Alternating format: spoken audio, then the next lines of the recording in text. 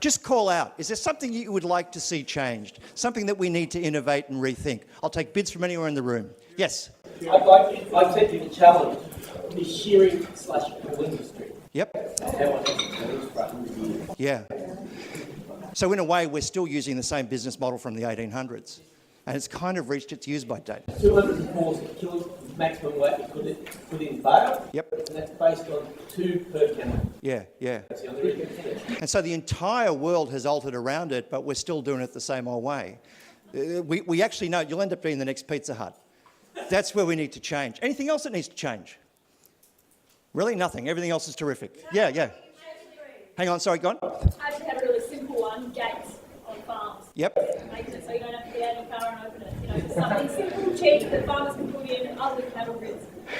So if I came up with a gate, if I sat down now and invented a gate that you didn't have to get out of the car, I could make $1 trillion. Yeah, just something simple like that. But guess what? So that's probably a gate design from, 1750. Still using it, doesn't make that much sense. I think I can see a business opportunity. Any others? Someone over here crawled something out. Coming from a shedding sheep perspective, Yep. leaving the tails on the sheep. Yep. That you want to leave them on? You want to take them off? What do you want to do? Leave them on. Yep. So guess what? Is there a room for change there? Is it time to change there? See, that's the thing. People love change. They hate being changed. Do you see the difference? Invite them to critique what we do and tell them how could you make it better. They will absolutely lead change. But force them to change something that they haven't been consulted on, and go back to what Charlie was saying, they're not sure it shares your values, they will reject you forever. You had something. Yeah, I'm not presenting a problem, presenting the solution. Yep. Right? So I'll take it. we developed a whole new industry for the wool.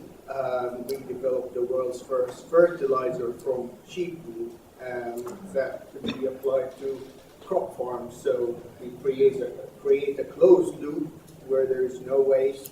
Your waste from the sheep farm becomes your product for your crops. That's fantastic. That's really genius. And it's a funny thing. Do you know that in the fossil record, we now know that we ate horses for maybe 500,000 years before we thought of riding them. Like, it's a funny thing that the stuff that's a waste, when you suddenly say that's not a waste, it's a resource, what can we do with it? So do you think you work with people who would like to see change happen, yes or no? Yeah, just let them tell you what it is. They want to drive it. They want to be in the driver's seat. Yeah, James? Sorry, I can't help thinking. If you go back 3 steps, when you showed us the drivers, Yep. we clearly weren't judging drivers when we adopted the new ones. That's right. By a sensible and rounded set of metrics. That's right. Use your word. That's right. It strikes me that we can all come up with good ideas, but what we really need is a lot of mates who come up with some very sensible metrics for telling us whether it passes the test. See, that's fantastic. You're ahead of me, because that's exactly what I'm going to show you. We don't do that as farmers, do we? No, we don't. Too busy trying to make a living. That's right. It tells us a way that in the short term we can make a bit more money. That's right. That's what I said. That's right. We usually adopt it. Yeah, that's right. We really need a set of metrics. Don't we? But I think that's the thing. What do you think about what design is you say, I want ideas that do this.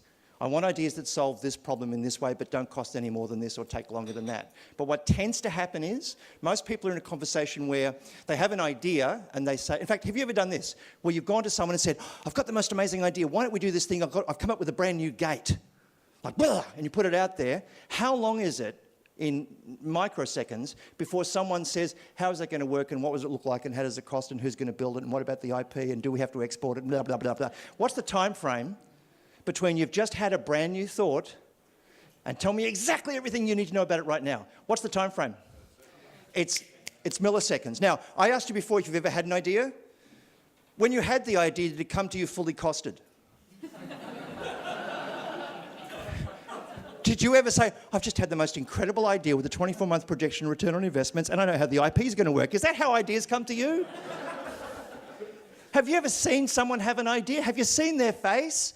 Do you see the shock on their face when they have an idea? It looks like they're having something inserted into them physically. They just go, oh my God. I want you to imagine an idea is like a newborn lamb, right? It's wobbly, it's gooey, it's unstable, it's not credible, it looks fragile and vulnerable. That's what ideas are. They're brand new things. They're brand new thoughts. You can't ask the same questions of them till they've had a chance to run around the paddock and get strong. And what you're saying is exactly right. We need a way of actually shepherding and herding ideas from the wild, feral stuff down to something we can actually make work in the real world, which is what I'm going to show you after morning tea. Does that sound good to you guys? Yes, up for that? Loving the energy. Okay, so